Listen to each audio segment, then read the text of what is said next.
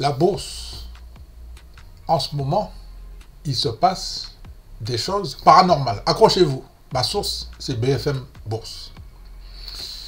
Le groupe pharmaceutique sombre à la Bourse de Paris, après avoir publié des résultats inférieurs aux attentes du troisième trimestre 2023. Mais surtout, la société a livré un plan stratégique qui prévoit une stabilité pour son bénéfice en 2024. Jusque-là, tout va bien. Attention. Attention, accrochez-vous. Et jette à la poubelle l'objectif de marge à l'horizon 2025. Alors, qu'est-ce qui s'est passé? Qu'est-ce qui s'est passé sur la journée du 27 octobre 2023? Le titre a perdu 18,93% en ligne droite. En une journée, le titre a perdu 19 $. Ça peut peut-être faire sourire les pourcentages, mais imagine que tu avais investi 10 000 $, tu es en perte de 1800 € en une journée. En une journée. Je vais essayer de faire des investigations. Je vais vous partager les premiers éléments de réponse que j'ai pour les investisseurs qui sont en position et qui se demandent, est-ce que c'est la fin du monde? Alors, je vous rappelle, bien évidemment, que cette vidéo, elle est éducative, c'est pas un conseil en investissement. Ok? Je suis un investisseur qui aime faire des opportunités, qui aime saisir des opportunités. J'aime acheter des sociétés de qualité quand le prix il n'est pas cher. Au-dessus de 100 €, ça ne m'intéressait pas. On est à 81 €, ça commence à m'intéresser. Le dossier est sur la table. Et il faut que je fasse des investigations. Vous comprenez? Mes chers amis. Le plonge. Alors en fait, l'horizon 2025. Alors, je retourne sur le site officiel. Parce qu'en fait, ce qu'il faut bien comprendre, c'est que le directeur général nous explique que notre solide performance depuis le lancement de notre stratégie Play to Win, illustrée par la progression de nos moteurs de croissance au troisième trimestre. Alors, voilà le moteur de croissance. Voilà, monsieur le directeur, le moteur de croissance. Voilà. En ligne droite. D'accord? Et par les récentes actualités, en cours de pipeline, nous a donné l'occasion de franchir des étapes importantes. Voilà le franchissement de l'étape importante. On l'a bien franchi celui-là. En ligne droite. Mes chers amis, calmez-vous. Calmez-vous. Calmez-vous. Vous êtes en désaccord? Calmez-vous. C'est comme ça que ça se passe sur les marchés financiers. Je vous ai dit que c'est un monde impitoyable. C'est impitoyable. Et c'est là justement qu'il faut prendre du recul et revoir qu'est-ce qui s'est passé. Les plongeons s'enchaînent sur le CAC 40 ces dernières semaines. Si Worldline, moins 59% mardi, non, ça c'était mardi, il a déjà repris 20%. Et oui, il a déjà repris 20% en ligne droite. Qu'est-ce que je vous avais dit qu'il allait avoir un petit rebond? Et oui. Alstom, je ne suis pas du tout sur le dossier à moins 38%. Je ne suis pas du tout sur ce dossier. Ne m'intéresse pas. Donc je disais que Sanofi comptait parmi les valeurs les plus petites de l'indice et on n'en dira pas autant pour Sanofi qui constitue tout simplement la 5e entreprise française en termes de capitalisation boursière. Donc c'était le numéro 5. On parle du numéro 5 mondial. Hein. Ok? Donc ça c'était le premier document.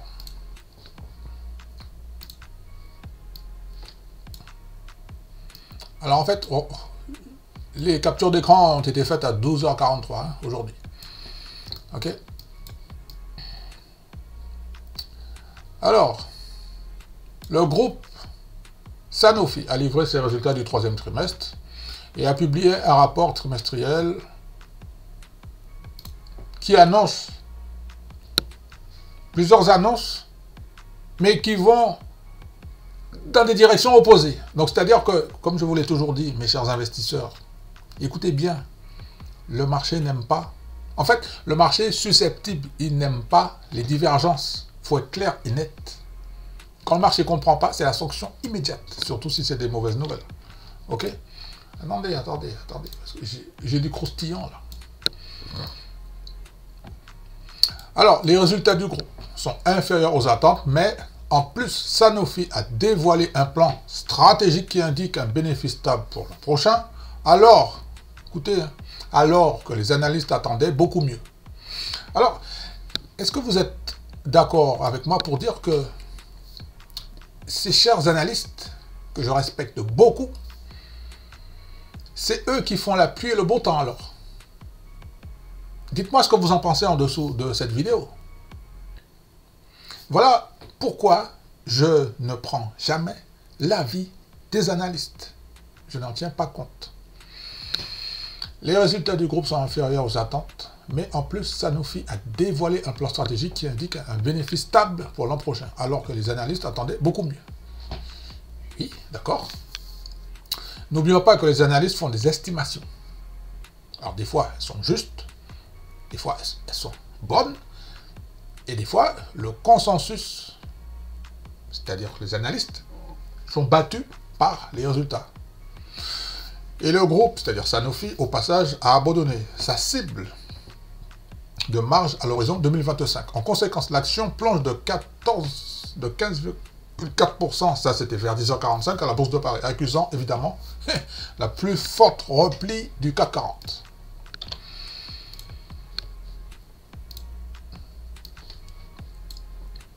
Alors, juste une petite parenthèse. Il est là mon petit copain là. Oui, alors, Worldline. Les gens qui pensaient que Worldline allait sortir du CAC 40, pour l'instant, c'est non. C'est pas possible. Je vous ai dit, lui, c'est le numéro 4 mondial dans le secteur de la tech pour les paiements, transferts d'argent. Pour l'instant, c'est non. J'en ai discuté avec mon ami sur le podcast. Petite page de publicité en interne. C'est où? Ici. Voilà, je vous rappelle qu'il y a des places pour discuter avec moi. C'est un nouveau format, une nouvelle émission. Je vous donne la parole. Aujourd'hui, j'ai enregistré 2 podcasts avec 2 invités, mais complètement différents. Un, on a parlé de la bourse. 2, et le deuxième, on a parlé, c'était une fille, une étudiante, on a parlé de sources de revenus. En fait, elle a 17 ans et elle a 3 sources de revenus. Un truc de malade. Et elle a un taux d'épargne supérieur, 4 fois supérieur à la normale. Je vous invite à vous inscrire, si ça vous intéresse, de me rejoindre dans le podcast. Je vais vous donner la parole. Vous allez vous exprimer sur un sujet qui vous tient à cœur dans le secteur de la finance, c'est-à-dire soit dans l'investissement, soit dans l'épargne. Ok? Vous me laissez votre email, vous m'envoyez un email à cashdividende@gmail.com, vous m'indiquez votre prénom et on va discuter pour voir si vous êtes sélectionné. Et oui, parce que moi, en fait, je suis intraitable. Je n'invite pas n'importe qui dans mon podcast. Il y a déjà eu beaucoup de refus et peut-être que vous aurez la chance d'y participer. Donc, je reviens ici sur mon petit document. Alors, passons rapidement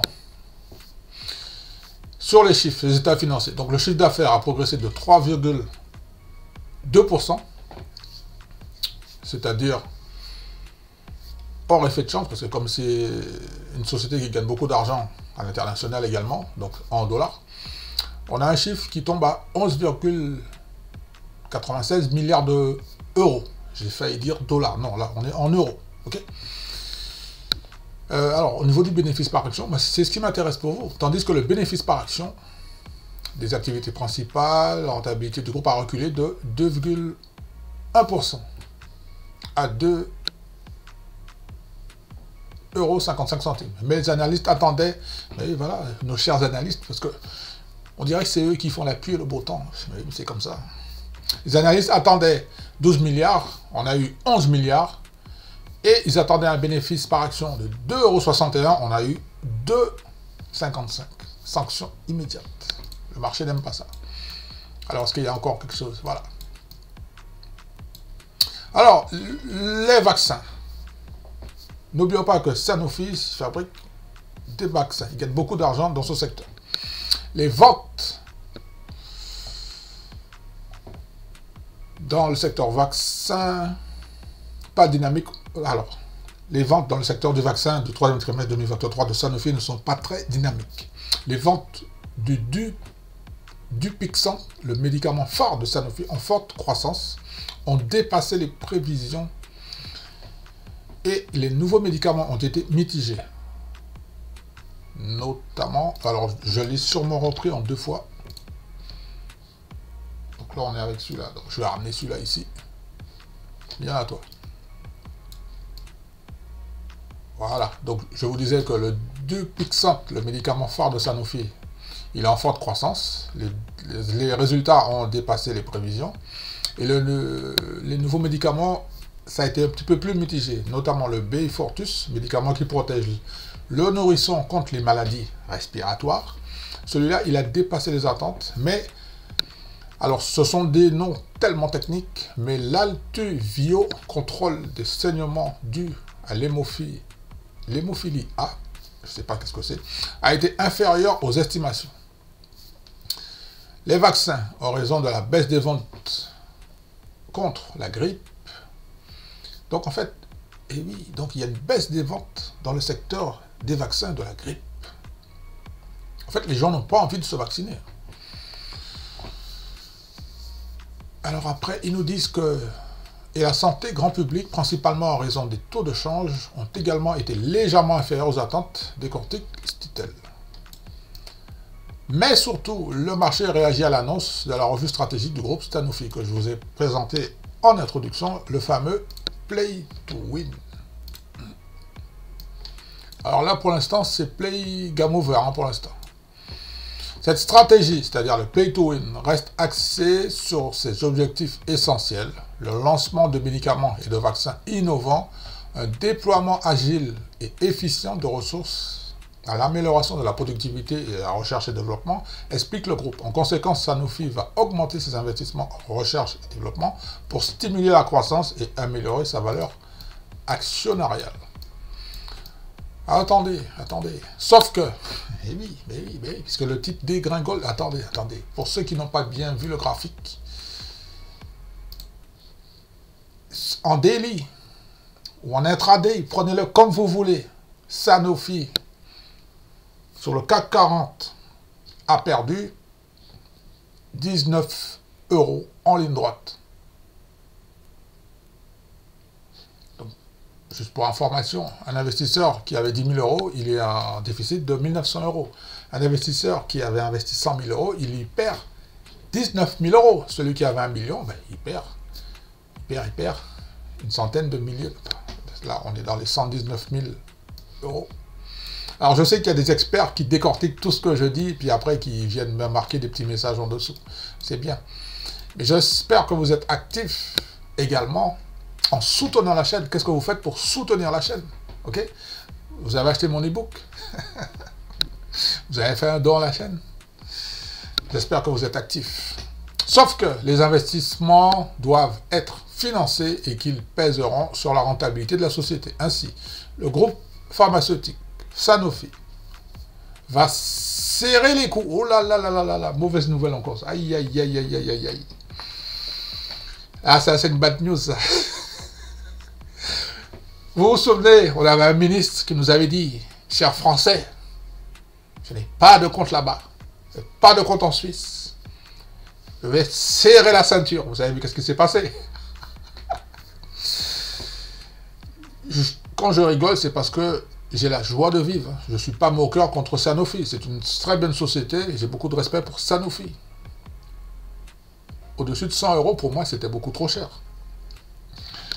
Et en ce moment, tous les consensus vont être revus à la baisse.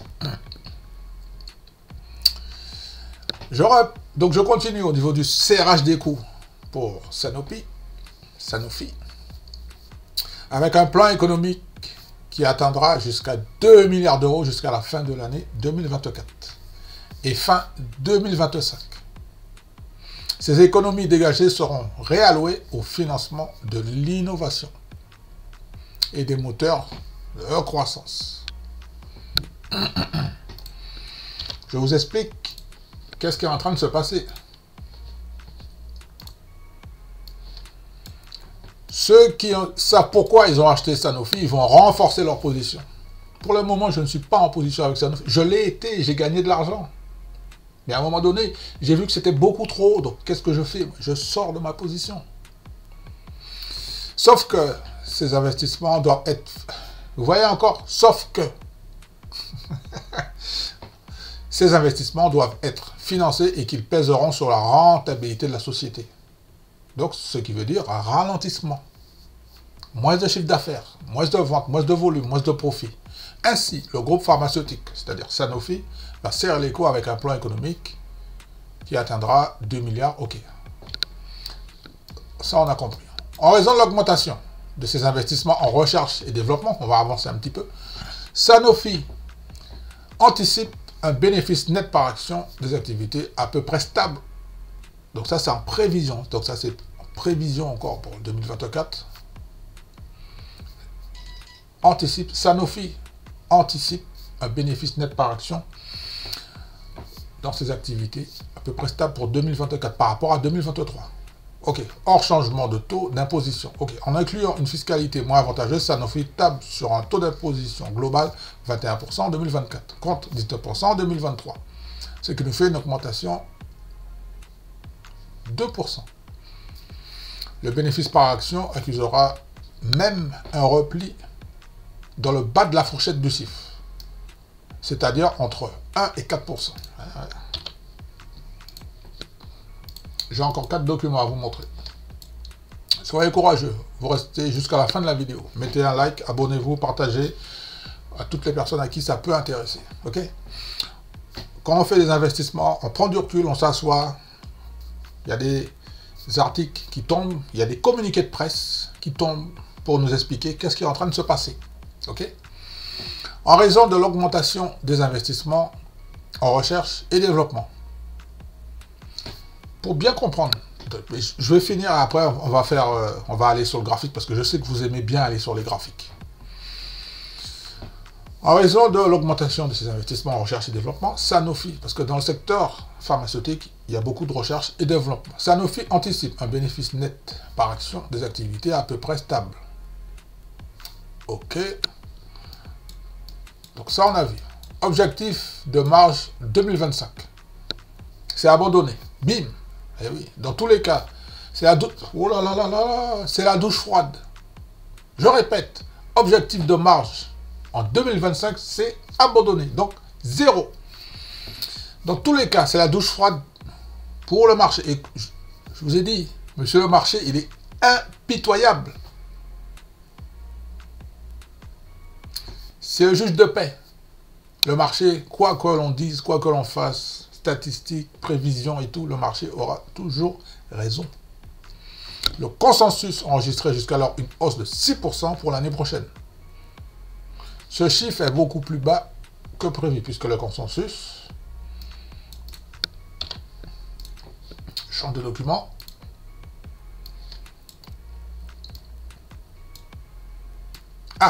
alors voilà, Morgan Stanley a déjà fait les calculs. Mais oui, mais ça va très vite. De son côté, un écart de 9% par rapport au consensus de bénéfices par action pour l'année prochaine. Deuxième annonce négative. Oh là là là, deuxième annonce négative pour Sanofi.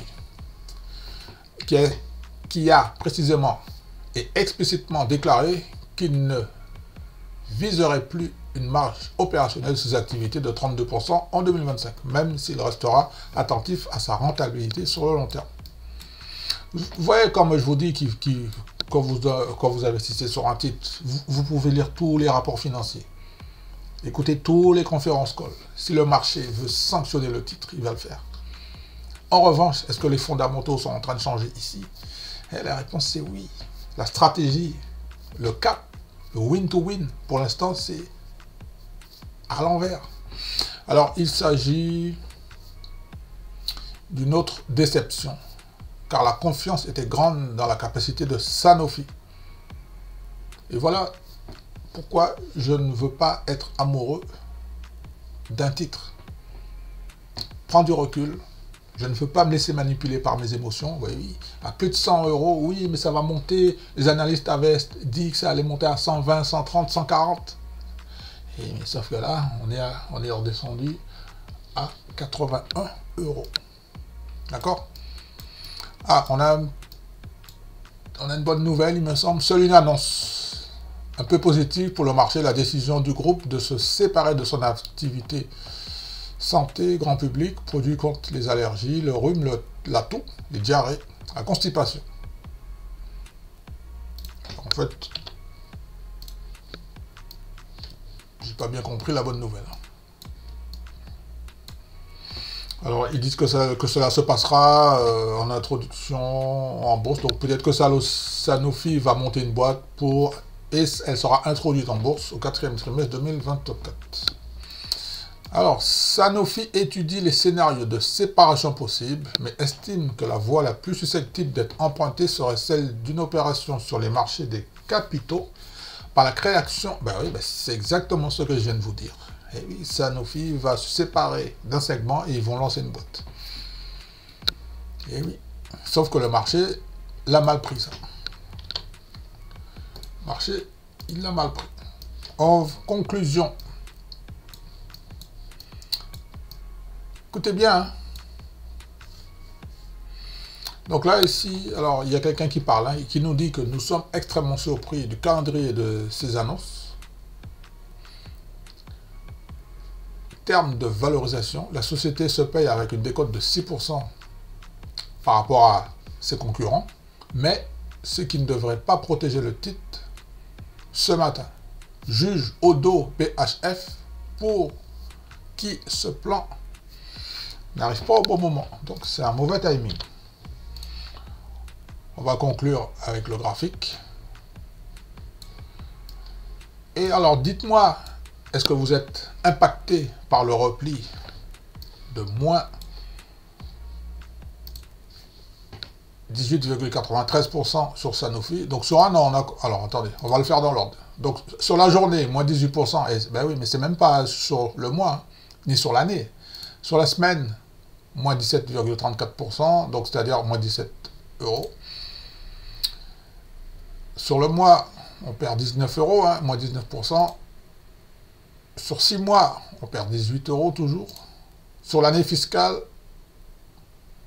on a une perte de 11,17. En fait, tous les gains, là, ben, je vous l'ai dit, tous les gains là, ont été perdus en une journée. Vous vous rendez compte? En une journée, tous les gains ont été perdus.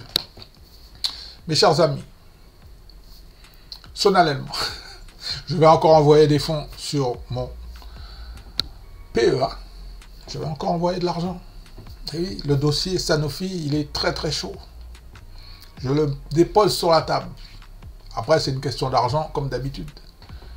Parce que là, en fait, on a un ticket d'entrée pour une centaine d'actions à 8000 euros. Il faut...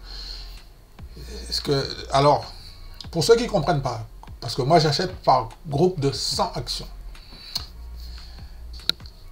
On va revenir sur le graphique. Vous allez comprendre tout de suite.